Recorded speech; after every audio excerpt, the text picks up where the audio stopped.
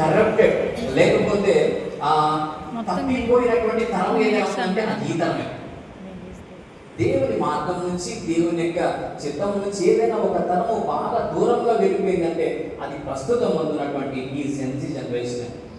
దేవుని వాక్యం చదువుతూ ఉంటారు, దేవుని వాక్యము వింటూ ఉంటారు, దేవుని సంఘానికి వస్తుంటారు, కానీ స్టిల్ దేవుని యొక్క మార్గం నుంచి తప్పిపోయినటువంటి వారు ఈ రోజున అనేక మంది సంఘంలో కనపడుతున్నారు, అలాగే బయట ఉన్నటువంటి వ్యక్తులు కూడా మనకు కనపడుతున్నారు.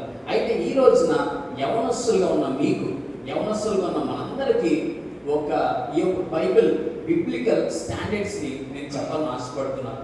దేవుడు ఒక తరమును ఆయన వేచి చూస్తున్నాడు. దేవుని కొరకు నిలబడేటువంటి వారు, దేవుని కొరకు జీవించేటువంటి వారు, దేవుని కొరకు క్రీస్తు ఈ లోకంలో చూపించేటువంటి ఒక తరమును దేవుడు మనల్ని ఎదురు చూస్తున్నాడు. అదే ఈ యొక్క యూత్ సండే యొక్క ఉద్దేశం అంటున్నది. ఏం చేయాలనుకుంటున్నాం ఈ యొక్క యూత్ సండే ద్వారా?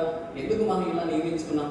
ఏదో ఒకటి దేవుడు మన ద్వారా ఈ లోకానికి, లేకపోతే మన ద్వారా ఈ లోకంకు చూపించడానికి ఆయన ఆశపడుతున్నాడు.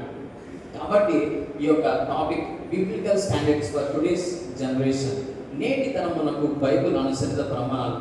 దాంట్లో మొట్టమొదటిగా ఈ తరం ఎలా ఉండాలంటే the generation that is led by the spirit. The generation that is led by the spirit. ఈ తరము దేవుడు ఆశించేటువంటి తరము.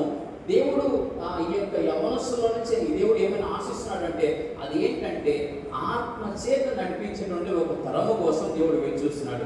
అందుకే మనం ఇందాక మొదటి వచనంలో మనం చూసాము, గలతీయులకు 5:25 మనం చదువుతున్నప్పుడు మొట్టమొదటి మాట అక్కడ ఉంది, మనము ఆత్మను అనుసరించి, దోస్ హు లెడ్